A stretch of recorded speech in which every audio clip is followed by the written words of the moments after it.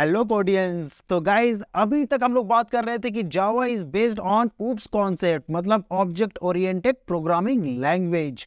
अभी इसी oops concept को हम लोग डिटेल में देखेंगे, लेकिन इस स्टोरी में हम लोग बस इंट्रोडक्शन का पार्ट रखेंगे। मतलब बात करेंगे कि ऊप्स होता क्या है और ऑब्जेक्ट जो है रियल वर्ल्ड में कहाँ एग्जिस्ट करते हैं। प्लस हम लोग देखेंगे कि फंडामेंटल प्रिंसिपल्स ऑफ ऊप्स, और लास्ट में हम लोग देख लेंगे advantages of oops. So let's get started.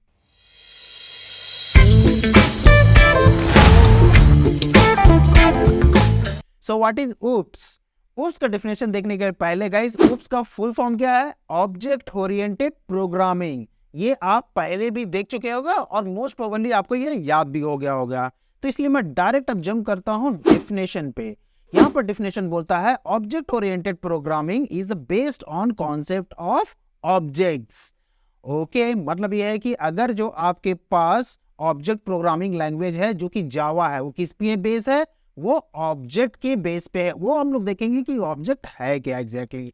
Next statement बोलता है in object oriented programming data structure और objects are defined each with its own attribute और प्रॉपर्टीज। मतलब यह है कि ऑब्जेक्ट ओरिएंटेड प्रोग्रामिंग में हम लोग डेटा स्ट्रक्चर या फिर ऑब्जेक्ट जो है क्रिएट करते हैं और उसकी अपनी खुद की प्रॉपर्टीज होती है, एट्रीब्यूट्स होते हैं।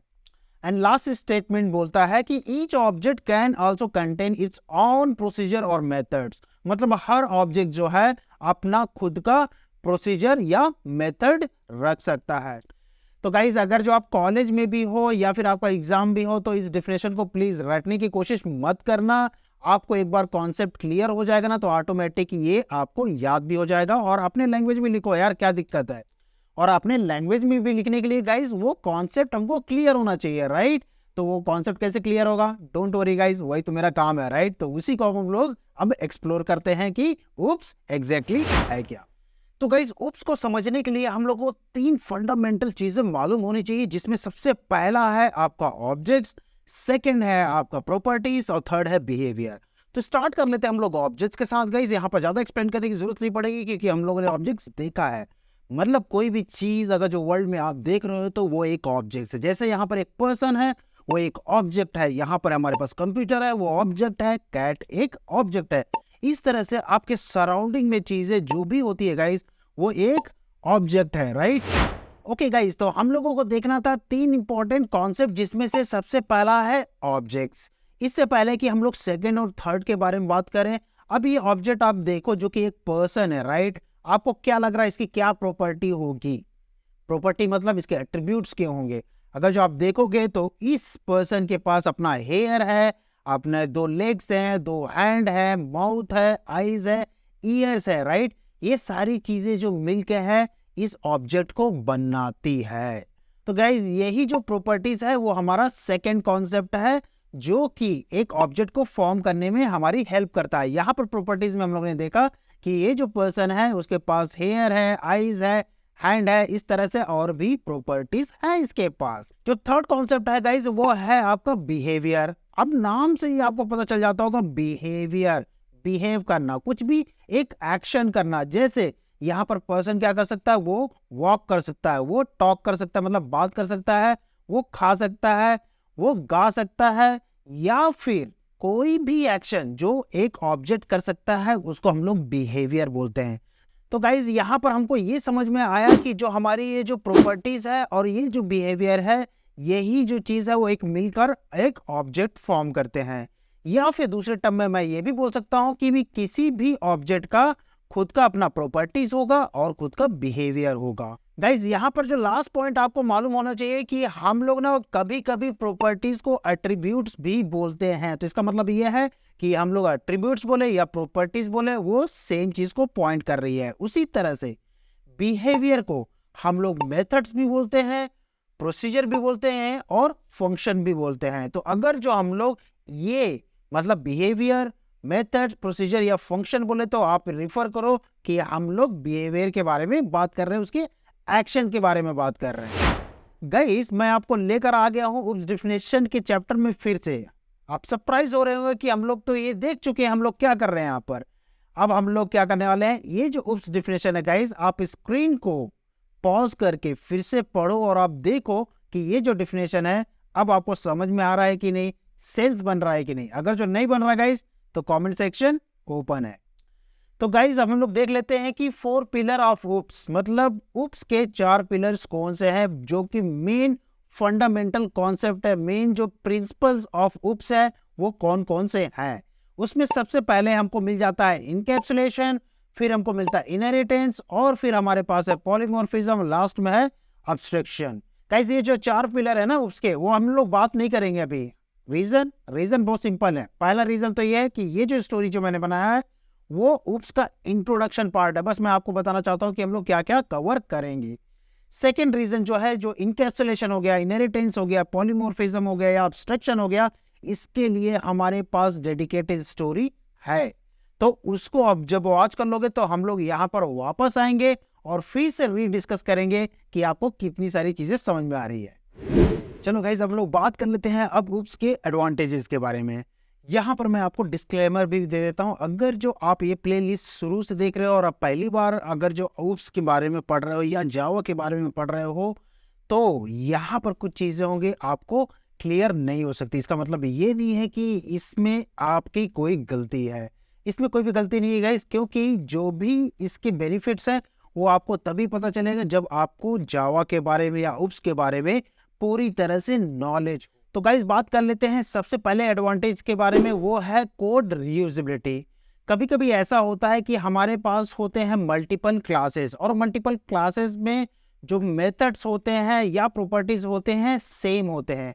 उस केस में क्या होता है कि जो प्रॉपर्टीज और मेथड्स है इंडिविजुअली क्लासेस में हम लोगों को राइट करना पड़ता है, लेकिन हम लोग इसको बेटर तरीके से कर सकते हैं। वो कैसे हो सकता है, हम लोग इनहेरिटेंस के थ्रू कर सकते हैं। मतलब जो कॉमन प्रॉपर्टीज है या फंक्शन या मेथड्स हैं उसको हम लोग पेरेंट क्लास में डाल देते हैं, और जो भी इसके चाइल्ड क्लासेस होंगे उसको इनहेरिट कर लेंगे। मतलब वो सारे प्रॉपर्टीज और मेथड जो कि पेरेंट में है वो सारे सब क्लासेस या चाइल्ड क्लासेस में आपको मिल जाती है। तो इस तरह से हम लोग प्रॉपर्टीज और मेथड्स को क्या कर सकते हैं, एक सेंट्रल पोजीशन में रख सकते हैं, सेंट्रल क्लास में रख सकते हैं without repeating the same code. तो गाइज नेक्स्ट है हमारा डेटा रिडंडेंसी। इसमें होता क्या है, जिस तरह से आप पहले वाले केस में देखे होंगे कि हमारी प्रॉपर्टीज डुप्लीकेट हो रही थी, उसी तरह से यहाँ पर क्या होता है कि हमारा डेटा डुप्लीकेट होता है। याद रखिए प्रॉपर्टीज में जो वैल्यू असाइन हो रही है उस वैल्यूज को हम लोग यहाँ पर डेटा बोल रहे हैं। तो ऐसे केस में क्या होता है कि हमारे पास बहुत सारे डुप्लीकेट्स आ जाते हैं। इसका सोल्यूशन क्या होगा, सोल्यूशन हमारे पहले वाले केस में की तरह ही है गाइस, जहां पर हम लोग इनहेरिटेंस का यूज कर पा रहे थे, यहां पर भी हम लोग इनहेरिटेंस का ही यूज करेंगे। और इनहेरिटेंस के थ्रू हम लोग क्या कर सकते हैं, इस डुप्लीकेट वैल्यूज को अवॉइड कर सकते हैं। कैसे, जो कॉमन वैल्यूज होगी वो पेरेंट में चली जाएगी और जो स्पेसिफिक वैल्यूज होगी वो चाइल्ड में चली जाएगी। तो इस तरह से हम लोग डुप्लीकेट वैल्यूज को अवॉइड कर सकते हैं। नेक्स्ट है हमारा कोड फ्लेक्सिबिलिटी। इसमें होता क्या है कि एक ही ऑब्जेक्ट डिफरेंट टाइम पे डिफरेंट केस में डिफरेंट बिहेव करता है, उसको हम लोग कोड फ्लेक्सिबिलिटी बोलते हैं, और इसको हम लोग अचीव कर सकते हैं पॉलीमॉर्फिज्म के थ्रू। एक एग्जांपल यहाँ पर ले लेते हैं। मान लो कि कोई एक पर्सन है, राइट, अगर जो वो मार्केट में जाता है तो वो बिहेव करेगा एज अ कस्टमर। अगर जो वो किसी स्कूल या इंस्टीट्यूट में जाता है तो वो बिहेव करेगा एज ए स्टूडेंट। वो है एक ही पर्सन लेकिन वो बिहेव कर रहा है different in a different scenario. Next है सिक्योरिटी, जो कि बहुत ज्यादा इंपॉर्टेंट है। Security in terms of data and code, मतलब हम लोग अपने डेटा और कोड को सिक्योर कर सकते हैं। और इसको सिक्योर करने के लिए हमारे पास दो ऑप्शन मिल जाते हैं। एक तो है अब्स्ट्रक्शन, जिसमें हम लोग कॉम्प्लेक्स कोड को हाइड कर लेते हैं और शेयर करते हैं हम लोग बहुत हाई लेवल का इंफॉर्मेशन। मतलब हम लोग डिटेल इंफॉर्मेशन शेयर नहीं करते हैं कि ये कैसे इंप्लीमेंटेड हुआ है, बस हम लोग इतना शेयर करते हैं कि ये करता क्या है। और जो दूसरा तरीका सिक्योरिटी अचीव करने का है वो है इनकैप्सुलेशन। इनकैप्सुलेशन में क्या होता है, प्रॉपर्टीज और मेथड एक सिंगल यूनिट में बाइंड होते हैं, मतलब एक साथ ग्रुप होते हैं, और हम लोग ये डिसाइड कर पाते हैं कि कौन सी प्रॉपर्टीज या मेथड जो है वो एक्सपोज होगी। मतलब ये है कि ये प्रॉपर्टीज और मेथड किसके थ्रू एक्सेस हो सकती है, वहां पर हमारा कंट्रोल रहता है। कुछ चीजें यहाँ पर हम लोग प्राइवेट रख लेते हैं कि किसको कोई भी एक्सेस नहीं कर सकता है। कुछ चीजें जो प्रोटेक्टेड और पब्लिक होती हैं, जिसका मतलब ये है कि ये जो पर्टिकुलर प्रॉपर्टीज या मेथड है दूसरे क्लासेस उसको एक्सेस कर सकते हैं। नेक्स्ट है हमारा ट्रबल शूटिंग। पहली बात तो ये बताओ कि ट्रबल शूटिंग का मतलब क्या है एग्जैक्टली गाइस। ट्रबल शूटिंग में होता क्या है कि मान लो कि अगर जो आपके कोड में कोई इश्यूज आ गया है, आपको पता करना है उसका रूट कॉज क्या है, क्या प्रॉब्लम क्रिएट कर रहा है, कहाँ प्रॉब्लम हो रही है। वो पता करने का जो प्रोसेस होता है उसको हम लोग ट्रबल शूट बोलते हैं। अब ट्रबल शूटिंग कैसे इजी हो जाता है ऑब्जेक्ट ओरिएंटेड प्रोग्रामिंग में, इस तरह से इजी हो जाता है गाइस कि मान लो कि आपके पास बहुत सारे कोड है जहां पर thousand of line of code है। उस केस में क्या होगा, अगर जो आपके कोड में इश्यूज आ गया तो आपको thousand of line of code आपको नहीं देखना है।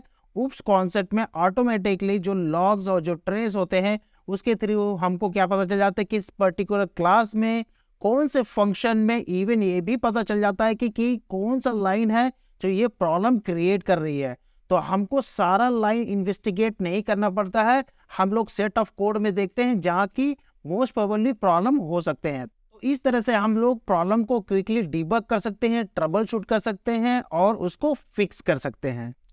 तो गाइस इसी के साथ आज की स्टोरी हमारी हो जाती है कंप्लीट। अगर जो स्टोरी आपको सही लगी तो थम्स अप दे देना, अगर जो सही नहीं लगी तो guys as usual comment section तो ओपन ही है। Till then take care and happy coding.